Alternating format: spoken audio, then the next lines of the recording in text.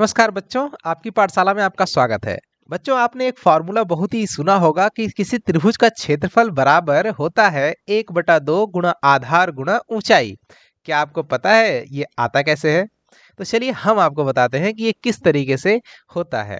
Right, इसके लिए हमें क्या करना पड़ेगा, एक समकोण त्रिभुज बनाना पड़ेगा। तो चलिए बनाते हैं एक समकोण त्रिभुज। तो देखिए मैं आपके सामने एक समकोण त्रिभुज बनाता हूँ कुछ इस तरह से।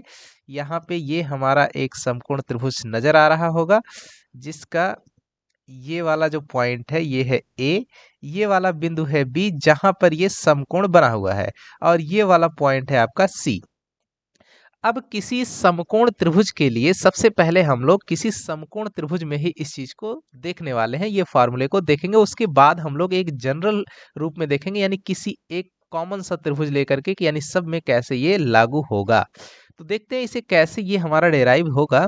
तो आगे चलते हैं। इसमें देखिए आप क्या करेंगे, यहाँ से बी ए जो है, बी ए ये जो भुजा होगी इसी के समांतर और इतनी ही लंबाई का आप क्या करेंगे, इस तरीके से एक भुजा बिंदु सी से ऐसे ही बढ़ा लेंगे इसको। राइट, अब फिर उसके बाद क्या करना है आपने, इसके बाद आपको करना है कि यहाँ से अब जो बीसी भुजा है, इस बीसी भुजा के समांतर बिंदु ए से हो करके ये एक रेखा आपको इस तरीके से बढ़ा लेनी है। राइट, तो जब आप ये बढ़ा लेंगे, ये आप देख पा रहे होंगे, तो ये एक नई जो डिजाइन बनती है, इस डिजाइन का नाम है आयत।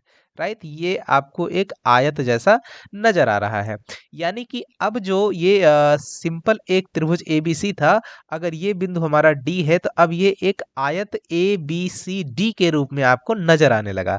अब यहाँ से हम आपको बताते हैं कि ध्यान दीजिएगा कि ये जो आयत है ये अब दो त्रिभुजों में बट गया है। एक त्रिभुज नंबर 1 है और ये त्रिभुज है आपका 2। एक त्रिभुज आपका बन रहा है कौन सा, ए बी सी एक है, और दूसरा त्रिभुज आपका बन रहा है सी डी ए, सी डी ए।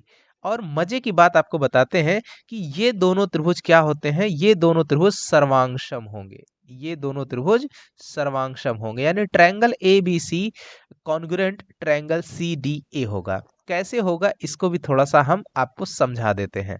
देखिए यहाँ पर आप देखेंगे कि इसकी ये जो भुजा है आपकी ये वाली A B, right, A B जो भुजा है, ए बी भुजा किस भुजा के बराबर हो जाएगी, सी डी भुजा के बराबर हो जाएगी। आप पिक्चर में देखते रहिए। उसी के बाद जो बीसी भुजा है, राइट, बीसी वाली साइड वो किसके बराबर होगी, बीसी साइड आपकी बराबर हो जाएगी डी ए वाली भुजा के बराबर। राइट, उसके बाद क्या है कि जो एसी भुजा है, एसी एसी साइड है, वो एसी वाली साइड आपकी किसके बराबर हो जाएगी, सी ए वाली साइड के।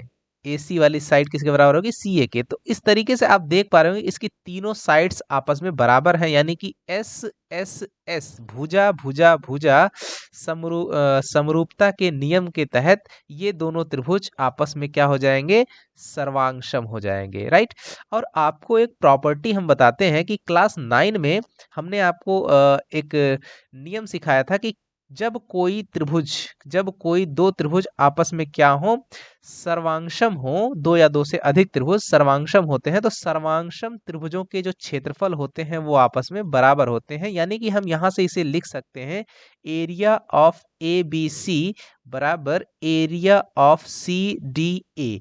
इस तरीके से हमने देखा कि जैसे ही हमने इस समकोण त्रिभुज ए बी सी की साइड्स ए बी और बी सी को इस तरीके से बढ़ाया, रेड और यहाँ पर आपको ऑरेंज कलर की लाइन से नजर आ रहा होगा, तो ये एक आयत बन जाता है। और ये आयत दो सर्वांगसम त्रिभुजों में बटा हुआ रहता है उसके किसी एक विकर्ण से। राइट, ये भी हमने यहाँ पे आपको दिखा दिया। अब आगे बढ़ते हैं। अब क्या करेंगे, हमें क्या निकालना है, अब हम वैल्यू रखेंगे यहाँ से कि area of A B C D, यानी आयत का जो क्षेत्रफल होता है ये क्या है, आयत का क्षेत्रफल, आयत का क्षेत्रफल। राइट, ये तो हमारे सभी बच्चों को पता होगा कि आयत का क्षेत्रफल क्या होगा, आयत का क्षेत्रफल बराबर लंबाई और गुणा चौड़ाई, लंबाई गुणा चौड़ाई, राइट। तो ये तो हमारे सभी बच्चे जानते हैं। अब हम इस आयत का नाम क्या है, ABCD है, इसलिए हम उसे शॉर्ट में एरिया ऑफ ABCD ही लिखेंगे, राइट।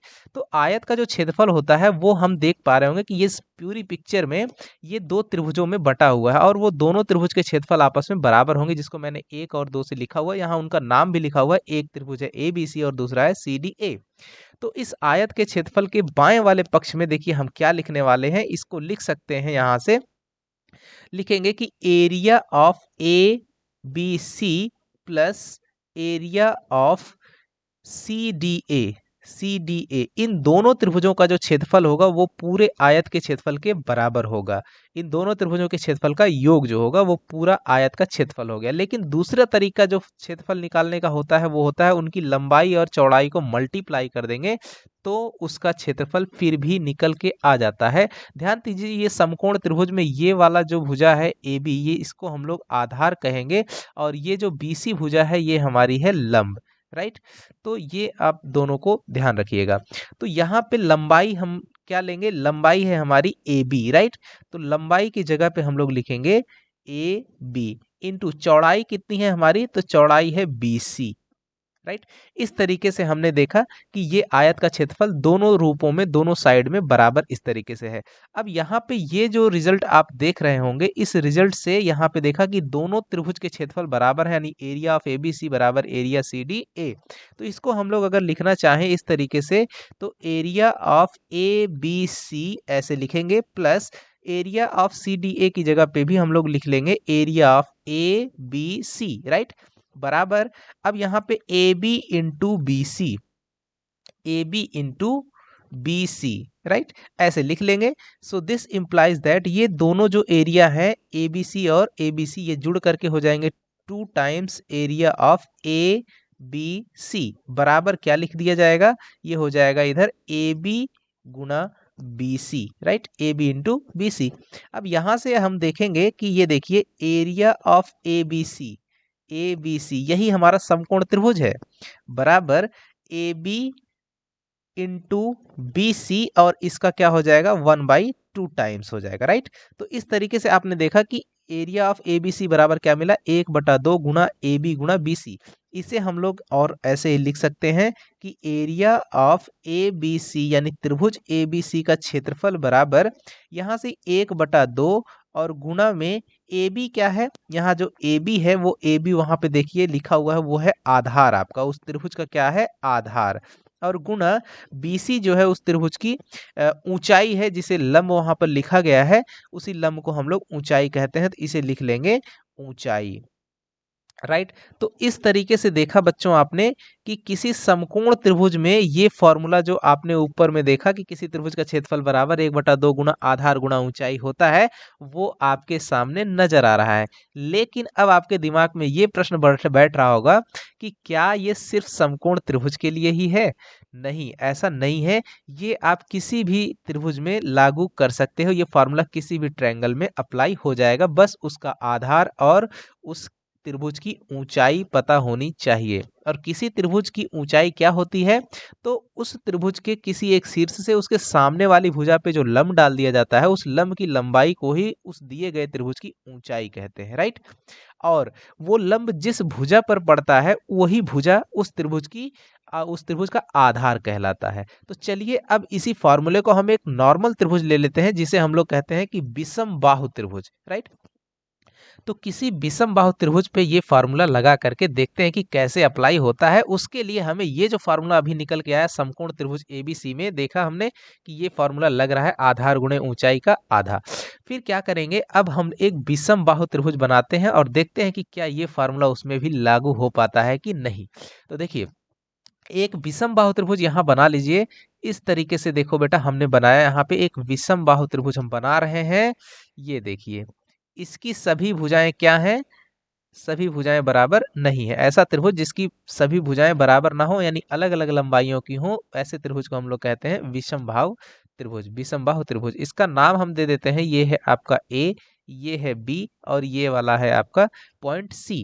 अब यहाँ पर ध्यान देना है ये कि यहाँ बिंदु C से एक लंब डाल दिया गया है कौन सी भुजा? भुजा AB पर एक लंब डाल दिया गया है और यहाँ पर ये जो कोण बन रहा है ये कोण आपका है 90 डिग्री, राइट। ये वाला कोण 90 डिग्री है और ये वाला जो पॉइंट है ये पॉइंट हम मान लेते हैं कि D है।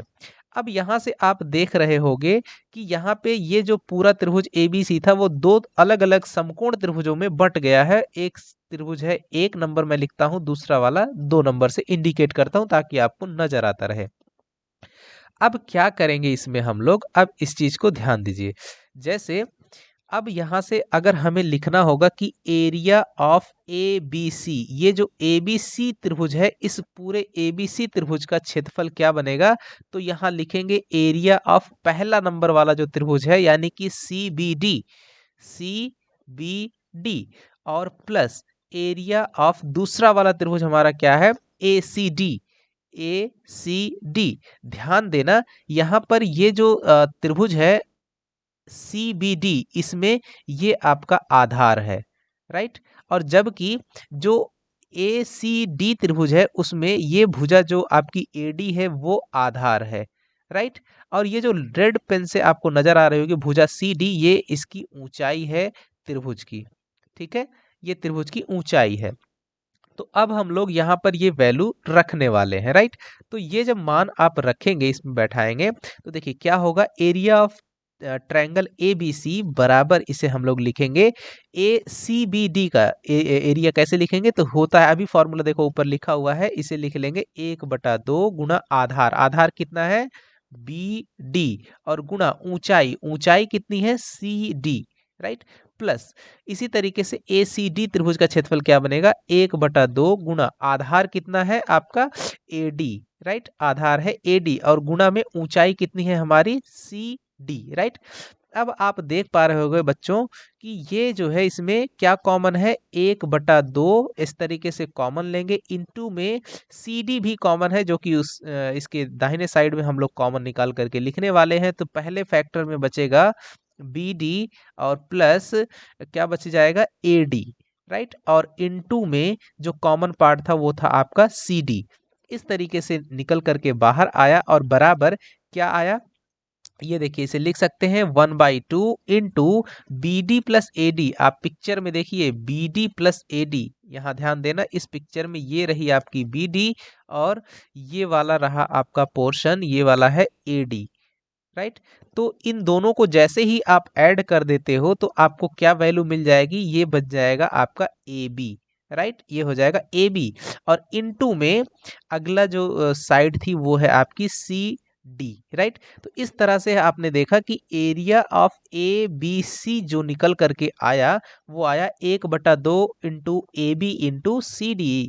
अब हम लोग AB क्या है, AB आपका इस त्रिभुज ABC का आधार है। क्यों आधार है, अभी मैंने थोड़ी देर पहले बताया कि किसी त्रिभुज का आधार वो होता है जब उसके अपोजिट शीर्ष से उस पे लंब डाला गया हो, यानी कि जिस भुजा पर आपका शीर्ष लंब पड़ा रहता है या लंब पड़ा रहता है वही उस त्रिभुज का आधार बनता है और वो जो लंब रहता है उस लंब की लंबाई को उस त्रिभुज की ऊंचाई कहा जाता है। तो इस तरीके से हम इसे लिख सकते हैं। सो दिस इम्प्लाइज दैट, हम लिखेंगे कि एरिया ऑफ ABC यानी, और ये ABC त्रिभुज कैसा है, ये हमारा एक विषम बाहु त्रिभुज मतलब कैसा भी प्रकार का त्रिभुज हो सकता है। सो बराबर इसे लिख लेंगे 1/2 और इंटू AB क्या है, AB है आधार और इंटू में CD है हमारी इस त्रिभुज की ऊंचाई, राइट। तो इस तरीके से देखा बच्चों आपने कि ये फॉर्मूला जो आप बराबर देखते हो, देखते ही नहीं हो बराबर यूज भी करते हो, वो किस तरीके से आया। उम्मीद करता हूँ कि आप सभी को ये वीडियो अच्छा लगा होगा और ये जानकारी आपके लिए फायदेमंद होगी। और अगर ये वीडियो जरा सा भी, ये जानकारी जरा सी भी अच्छी लगी हुई होगी तो आप एक लाइक करके जरूर मेरा मनोबल बढ़ाइए ताकि मैं ऐसे ही आपको अच्छे से अच्छे जानकारी वाली चीज़ें आपके साथ शेयर कर सकूं। और इस चैनल को सब्सक्राइब भी करिए अगर नए हैं तो, और अपने दोस्तों के साथ इसे शेयर भी कीजिए ताकि ज़्यादा से ज़्यादा लोगों तक ये पहुंच सके, राइट। तो मिलते हैं अगले वीडियो में, तब तक के लिए धन्यवाद।